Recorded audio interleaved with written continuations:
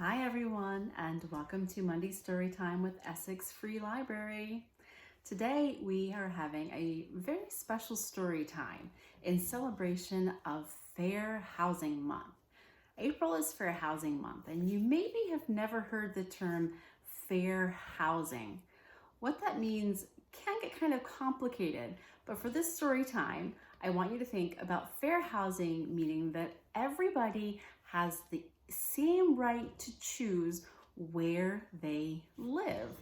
So in honor of Fair Housing Month, I thought today we would read some stories that celebrate how important having a home can be for everyone. And the first story I'm going to read is called A Chair for My Mother, and it's written by Vera B. Williams. A Chair for My Mother.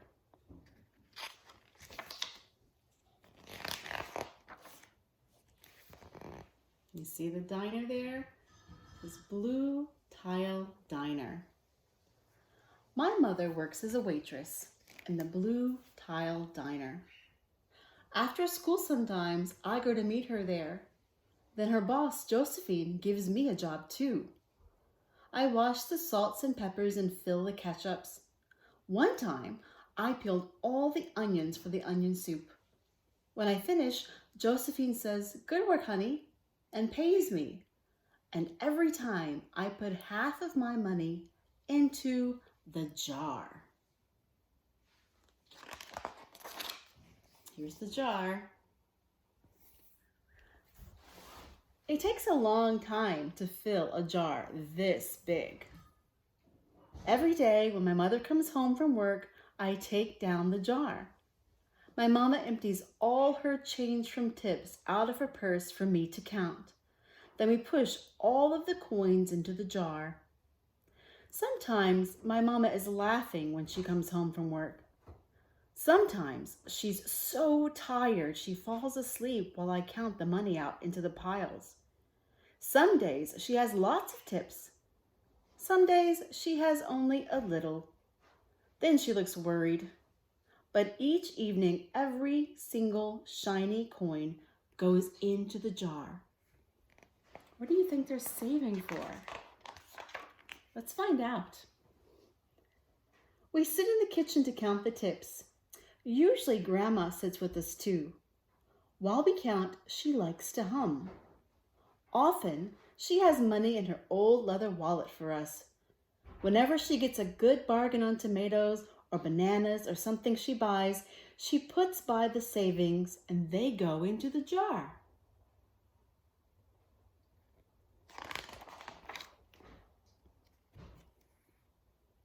When we can't get a single other coin into the jar, we're going to take out all of the money and go and buy a chair. Yes, a chair. A wonderful, beautiful, fat, soft armchair. We'll get one covered in velvet with roses all over it. We're going to get the best chair in the whole world. That is because our old chair is burned up. There was a big fire in our other house. All our chairs burned. So did our sofa, and so did everything else. That wasn't such a long time ago.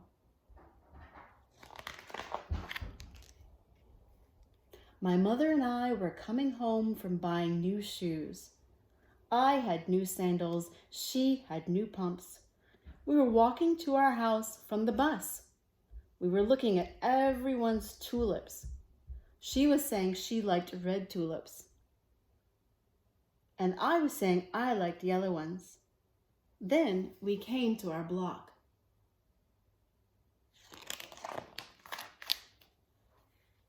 Right outside our house stood two big fire engines. I could see lots of smoke. Tall orange flames came out of the roof. All the neighbors stood in a bunch across the street. Mama grabbed my hand and we ran. My Uncle Sandy saw us and ran to us. Mama yelled, "Where's Mother?" I yelled, "Where's my grandma?" My Aunt Ida waved and shouted, "She's here, she's here, she's okay, don't worry." Grandma was all right.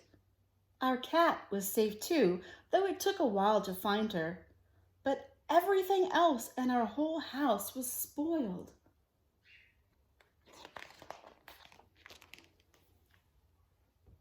What was left of the house was turned to charcoal and ashes. We went to stay with my mother's sister, Aunt Ida, and Uncle Sandy. Then we were able to move into the apartment downstairs. We painted the walls yellow. The floors were all shiny, but the rooms were very empty.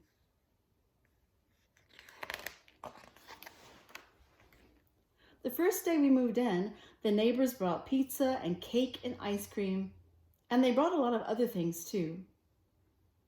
The family across the street brought a table and 3 kitchen chairs.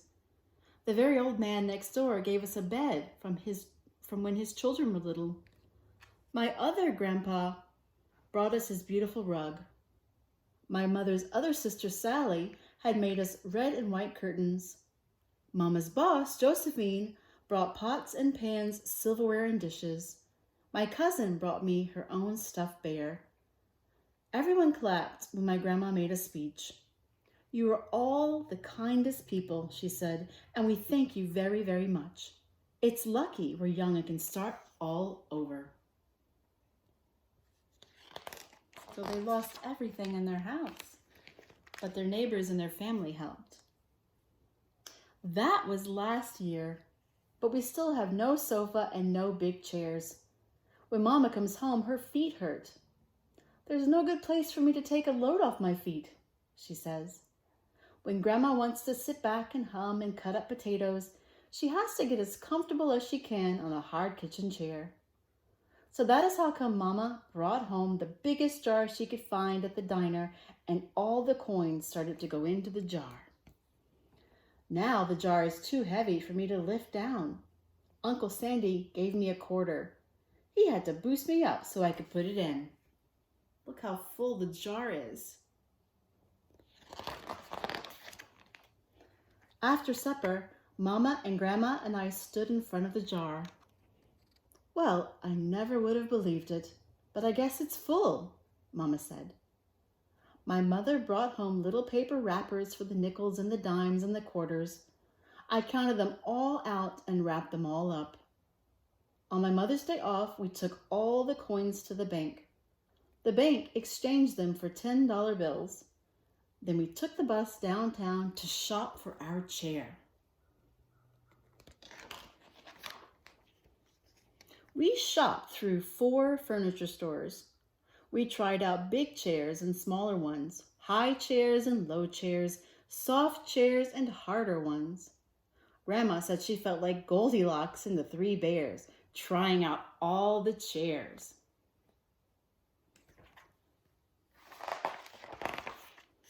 Finally, we found the chair we were all dreaming of, and the money in the jar was enough to pay for it.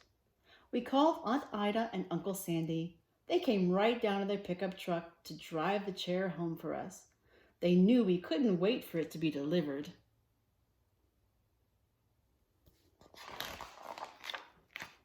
I tried out our chair in the back of the truck. Mama wouldn't let me sit there while we drove, but they let me sit in it while they carried it up to the door.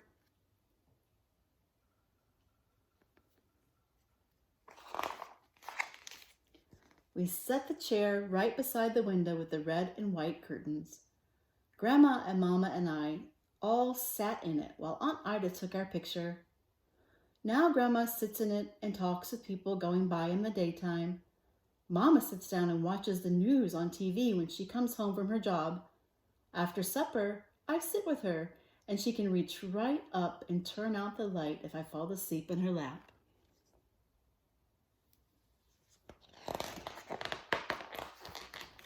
And there they are, all together on their chair. I expect the chair makes their house feel a lot more like a home. The next book I have is also about home. It's called Vincent Comes Home. And Vincent is this orange cat. This book is by Jessica Bagley and Aaron Bagley.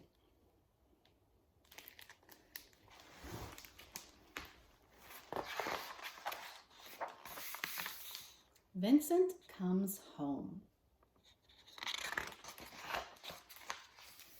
You see, we're on a ship.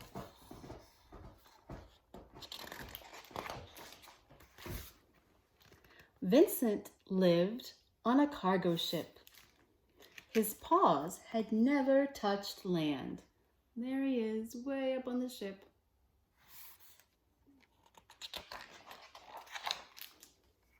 Ship life was good.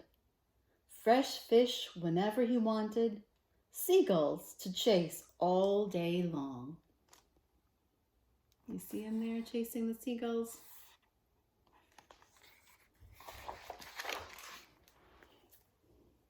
And the night stars that charted the ship's course were the most beautiful sight he could imagine.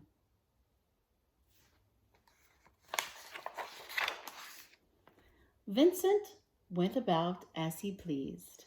He's got a fish there and he's taking a nap. No one seemed to notice him much.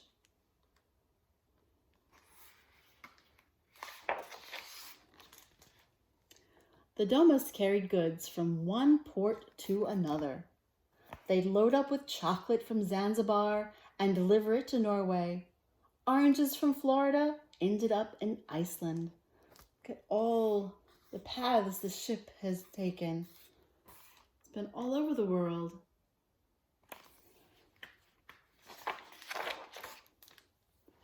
Always coming and going, never staying.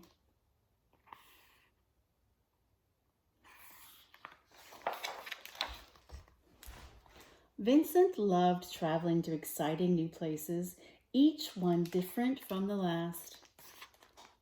But he could only enjoy them from a distance, way up there.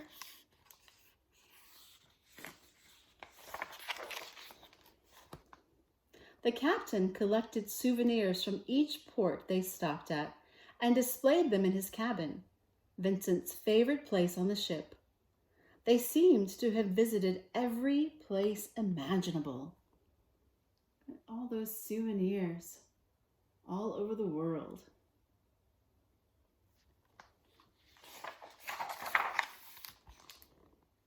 Even though we are far away, it's nice to know that home is always there, said the second mate. I can't wait to get home, said the first mate.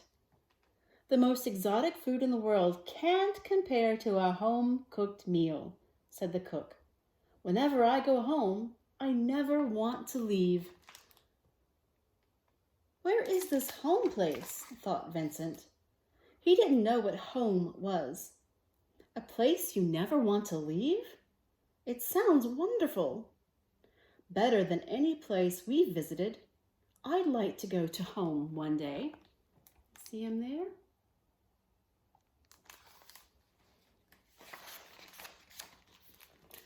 The next day, the ship pulled into another fine city.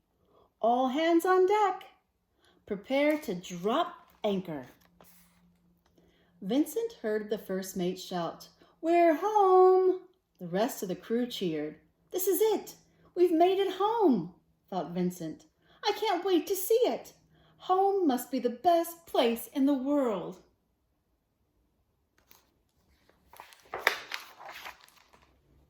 The ship docked, and Vincent raced to the ship's railing and peered over the edge. This city doesn't look so different. Why is home so special? Just then, he saw one of the crew walking down the street with his duffel bag. I should follow him. Then I'm sure to see why home is so wonderful, thought Vincent. He followed the crewman for a while until he got to a building.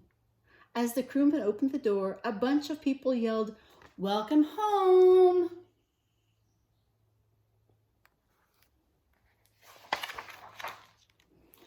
Vincent watched as all the people hugged and kissed the crewman. This is home? Thought Vincent. I thought home was some amazing new city. He watched through the window for a long time as they ate and laughed and talked together. They all looked so happy. He left and walked around for a long time. He looked in a lot of windows and saw similar scenes. and one thing was the same in all the windows. Home isn't just a place, he thought. Home is where the people who love you are. I guess I don't have a home.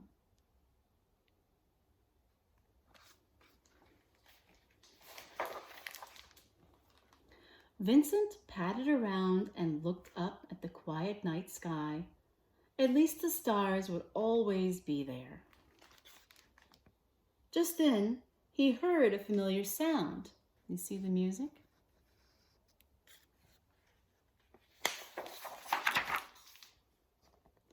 It's the captain. There you are, my boy. I've been looking all over for you. You've never left the ship before, said the captain. The captain scooped him up and scratched him under his chin and rubbed his belly.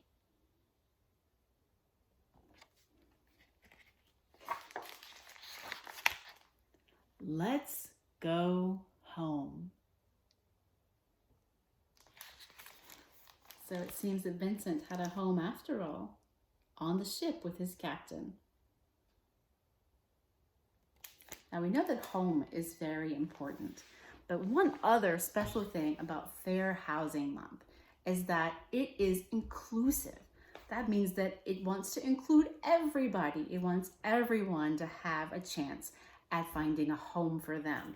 So I'm going to read one story about including everybody that I really love. It is called All Are Welcome, and it's by Alexandra Penfold and Suzanne Kaufman. This book is mostly about school, but it's still about including everybody, so that's why it's so good.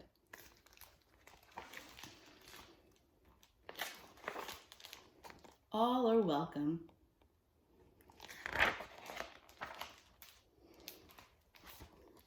See on the board, it says welcome. Pencils sharpened in their case. Bells are ringing. Let's make haste. School's beginning. Dreams to chase. All are welcome here.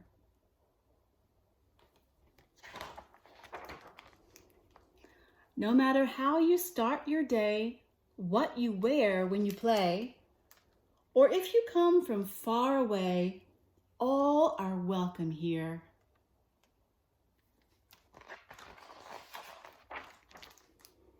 In our classroom, safe and sound, fears are lost and hope is found.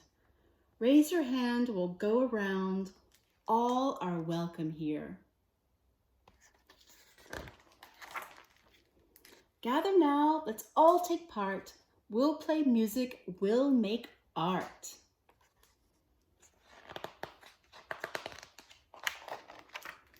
We'll share stories from the heart. All are welcome here.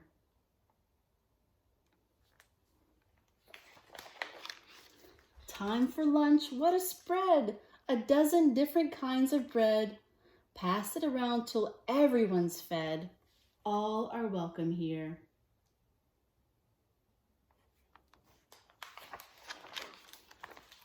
Open doors, rush outside. We will swing, we will slide. We'll have fun side by side. All are welcome here.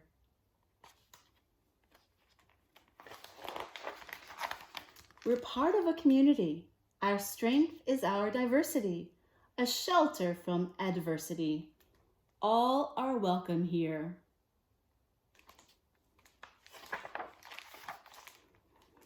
We will learn from each other, special talents we'll uncover. There's a big world to discover.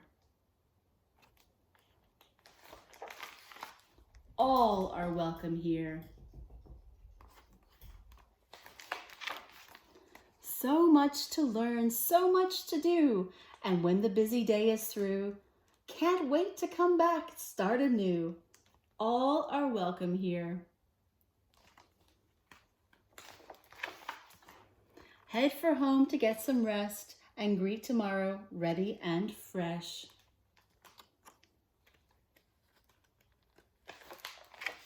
Our time together is the best. All are welcome here.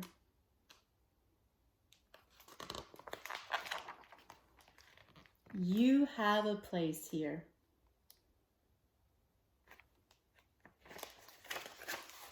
And the last part, it's such a big spread. It says, you are welcome here. I want you to see all the wonderful people drawn here.